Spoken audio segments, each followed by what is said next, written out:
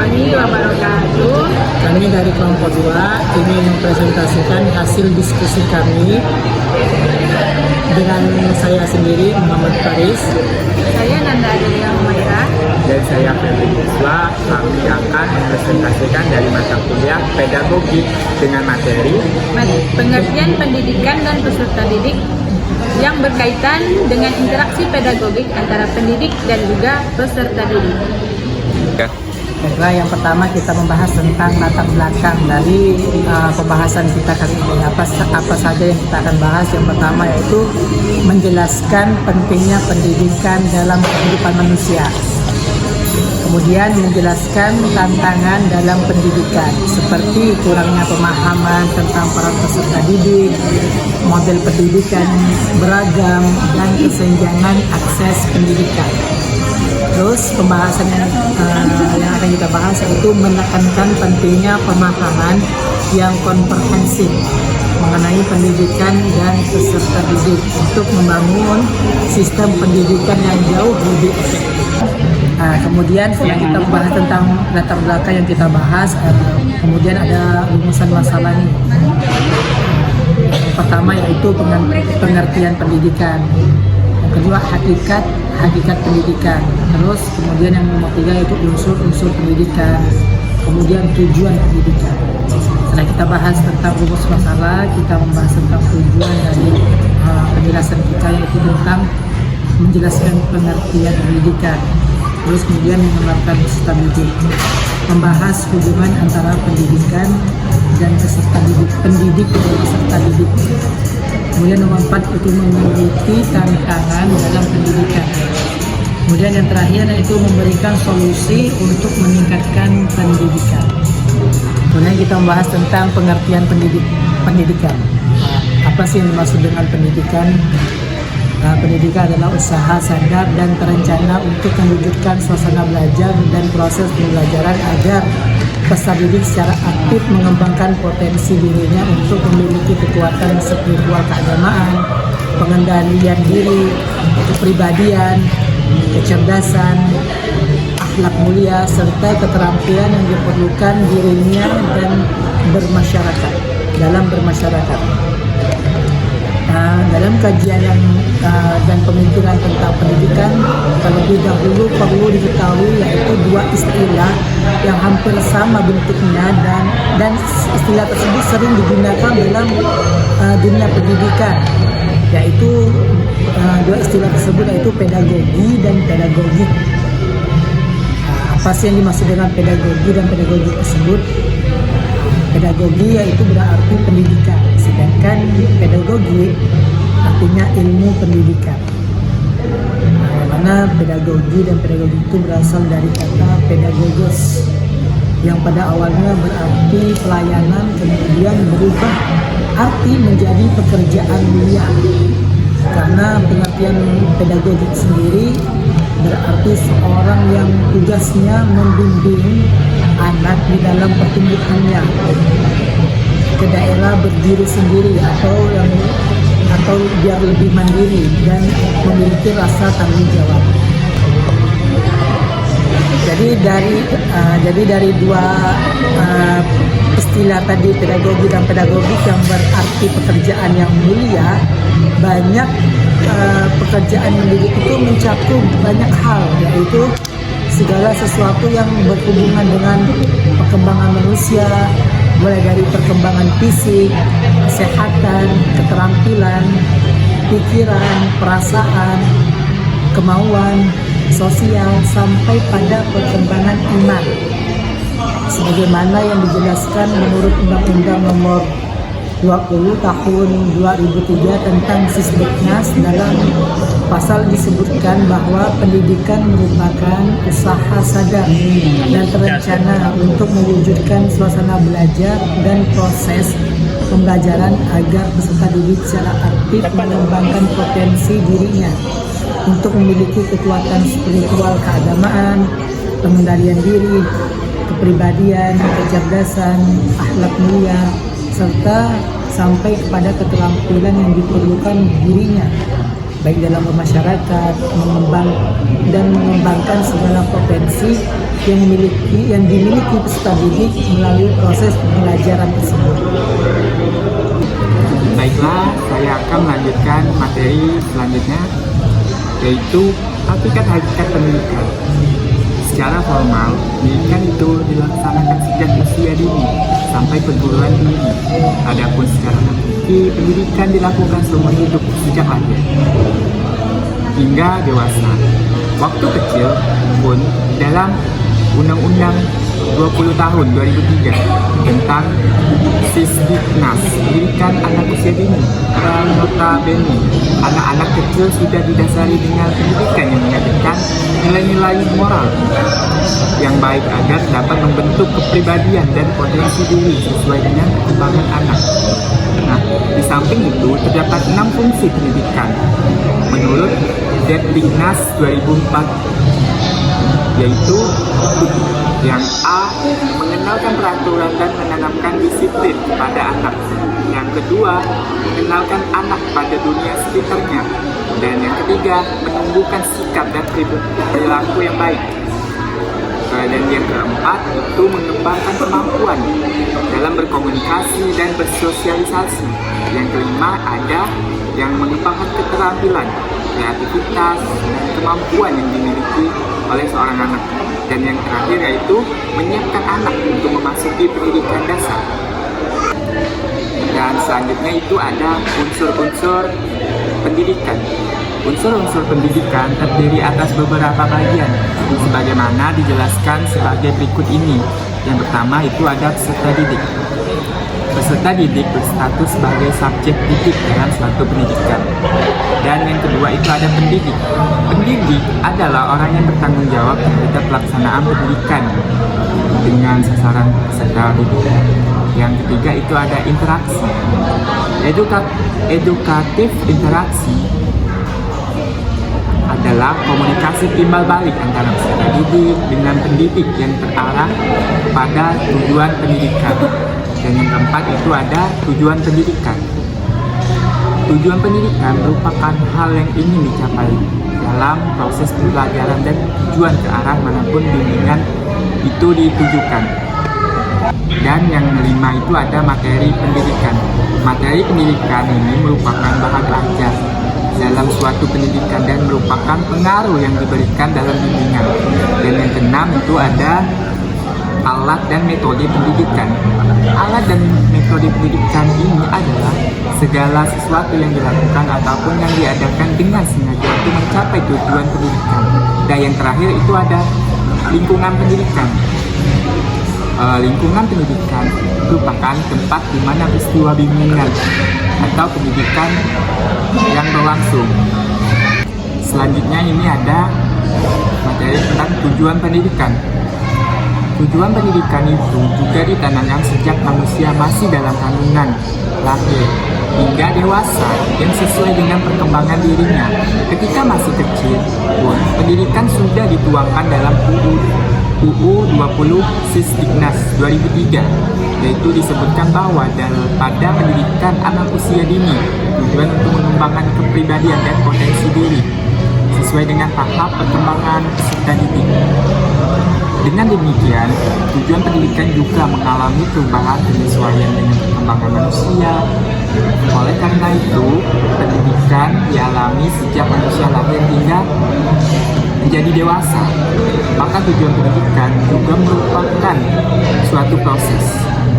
Proses ini memanusiakan dirinya sebagai manusia, merupakan makna yang hakiki di dalam pendidikan. Keberhasilan pendidikan merupakan suatu cita-cita pendidikan hidup di dunia. Dalam agama ditegaskan juga bahwa cita-cita hidup manusia adalah di akhirat. Dalam pembentukan dan tujuan pendidikan yang berkaitan dengan pembentukan watak, maka faktor keluarga sangat penting. Faktor orang tua sangat berpengaruh dalam pendidikan manusia sebagai peserta didik. Kesadaran orang tua makin meningkat mengenai pentingnya pendidikan sebagai persiapan awal untuk membantu pencapaian keberhasilan pendidikan. Selanjutnya, untuk memperoleh keberhasilan di dalam pendidikan tersebut diperlukan kesatuan dari 3 komponen keberhasilan pendidikan. Keberhasilan kesatuan dari 3 komponen itu menyangkutkan beberapa faktor, yaitu faktor pertama itu ada komponen peserta didik, yang kedua itu ada komponen pendidik, dan yang ketiga itu ada komponen pelaksanaan. Baik, saya akan melanjutkan materi selanjutnya, yaitu tentang interaksi pedagogik antara pendidik dan juga peserta didik. Nah, interaksi pedagogik ini adalah hubungan dinamis yang terjadi antara pendidik dan juga peserta didik dalam sebuah proses pembelajaran yang tentunya bertujuan untuk mencapai perubahan positif dalam pengetahuan, sikap, keterampilan, dan juga nilai-nilai peserta didik. Nah, interaksi ini mencerminkan komunikasi dua arah yang saling mempengaruhi. Nah, di mana pendidik ini tidak hanya berperan sebagai pengajar, tetapi juga sebagai pembimbing, motivator, dan juga fasilitator. Nah, sementara itu, peserta didik berperan aktif sebagai subjek pembelajaran yang berpartisipasi, bereksplorasi, dan juga terlibat dalam menghadapi tantangan di dunia nyata. Baik, yang ketiga yaitu hubungan interpersonal yang positif. Jadi hubungan yang baik atau hubungan yang positif itu antara pendidik dan juga peserta didik itu sangat penting untuk menciptakan suasana belajar yang nyaman dan juga mendukung. Dan yang terakhir yaitu aktivitas yang terencana dan juga sistematis. Nah, jadi interaksi pedagogik ini berlangsung dalam rangka kegiatan pembelajaran yang dirancang dengan baik dan juga sistematis agar pembelajaran itu dapat berlangsung dengan baik. Yang selanjutnya yaitu aspek utama dalam interaksi pedagogik. Yang pertama yaitu pendidik sebagai penggerak proses belajar. Jadi pendidik itu berperan sebagai fasilitator yang membimbing peserta didik untuk menemukan pemahaman dan juga keterampilan baru pada peserta didik. Yang kedua yaitu peserta didik sebagai subjek aktif. Jadi peserta didik itu tidak hanya menjadi penerima informasi, tetapi juga berperan aktif dalam proses pembelajaran. Jadi ada timbal balik antara pendidik dan juga peserta didik. Yang ketiga yaitu penggunaan metode dan juga media pembelajaran yang variatif.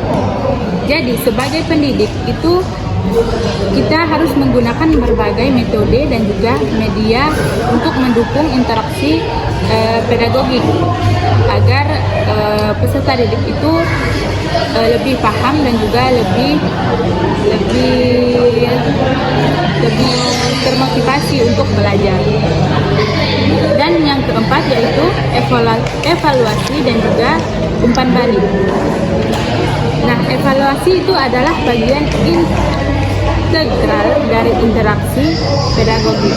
Jadi dalam interaksi pedagogik itu kita harus melakukan evaluasi dan juga umpan balik antara peserta didik dan juga pendidik itu agar di dalam proses pembelajaran itu dapat berjalan dengan baik.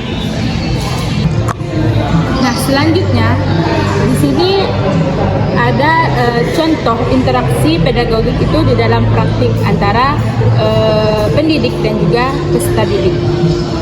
Yang pertama yaitu pembelajaran kolaboratif dalam pelajaran sains. Nah, jadi di dalam kelas itu pendidik itu atau guru itu membagi peserta didik ke dalam kelompok kecil untuk melakukan eksperimen sederhana.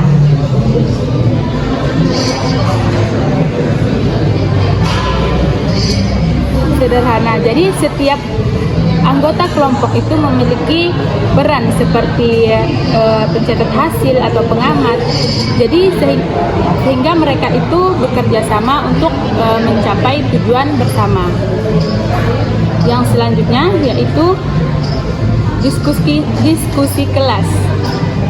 Nah, biasanya di dalam pembelajaran di kelas itu atau di dalam pelajaran IPS itu pendidik ataupun guru itu mengajukan pertanyaan tentang dampak globalisasi terhadap budaya lokal. Nah, jadi peserta didik itu dapat memberikan pendapat mereka dan juga mendengar pandangan dari teman-teman mereka dan juga mendiskusikan kesimpulan yang relevan di bawah bimbingan pendidik ataupun guru. Yang ketiga yaitu simulasi atau melakukan role play. Nah, di dalam pelajaran biasanya di dalam pelajaran kewirausahaan, peserta didik itu memainkan peran sebagai penjual dan juga pembeli di dalam simulasi pasar. Nah, peran pendidik di sini yaitu memantau dan juga memberikan arahan dan juga menyampaikan evaluasi atas cara peserta didik berkomunikasi dan juga bernegosiasi. Yang selanjutnya yaitu pembelajaran berbasis teknologi. Nah, di sini pendidik ataupun guru itu menggunakan aplikasi pembelajaran daring untuk memberikan materi interaktif seperti kuis ataupun video. Nah, jadi peserta didik itu dapat belajar secara mandiri melalui platform tersebut. Nah, sementara pendidik ataupun guru itu memantau perkembangan mereka dan juga memberikan umpan balik. Dan yang terakhir yaitu dapat melakukan proyek kreatif. Nah, di sini pendidik ataupun guru itu dapat meminta siswa ataupun peserta didik itu membuat video dokumentasi tentang misalnya kebersihan lingkungan sekolah ataupun yang lainnya. Nah, jadi guru atau pendidik ini memberikan panduan dan juga menilai hasil berdasarkan kreativitas serta isi yang relevan. Nah, jadi kesimpulan dari materi ini yaitu membahas tentang pengertian pendidik dan juga peserta didik serta pentingnya interaksi pedagogik di dalam pendidikan. Nah, pendidik itu adalah individu yang memiliki tugas untuk membimbing, mengarahkan, dan mengajar peserta didik ataupun siswa. Nah, sedangkan peserta didik ataupun siswa itu adalah individu yang menerima bimbingan dan pembelajaran dari pendidik ataupun guru tersebut. Nah, di dalam konteks pendidikan, interaksi pedagogik ini memainkan peran yang sangat penting karena interaksi ini tidak hanya mempengaruhi pemahaman peserta didik ataupun siswa, tetapi juga mendukung perkembangan sosial, emosional, dan intelektual mereka. Nah, interaksi pedagogik itu merupakan proses komunikasi dua arah yang terjadi antara pendidik ataupun guru dan peserta didik ataupun siswa yang dapat berupa pembelajaran aktif, diskusi, serta pemberian umpan balik. Nah, proses ini dapat menciptakan lingkungan belajar yang positif di mana peserta didik itu merasa dihargai dan didorong untuk aktif berpartisipasi di dalam kelas ataupun di dalam pembelajaran. Nah, sebagai contoh, di dalam kegiatan belajar mengajar di kelas, seorang pendidik ataupun seorang guru itu yang melakukan pendekatan yang baik seperti memberikan pertanyaan terbuka ataupun mendengarkan pendapat peserta didik ataupun siswa, itu akan meningkatkan keterlibatan dan juga pemahaman dari peserta didik atau siswa tersebut. Nah, sekian presentasi kami pada hari ini. Kami ucapkan terima kasih. Wassalamualaikum warahmatullahi wabarakatuh.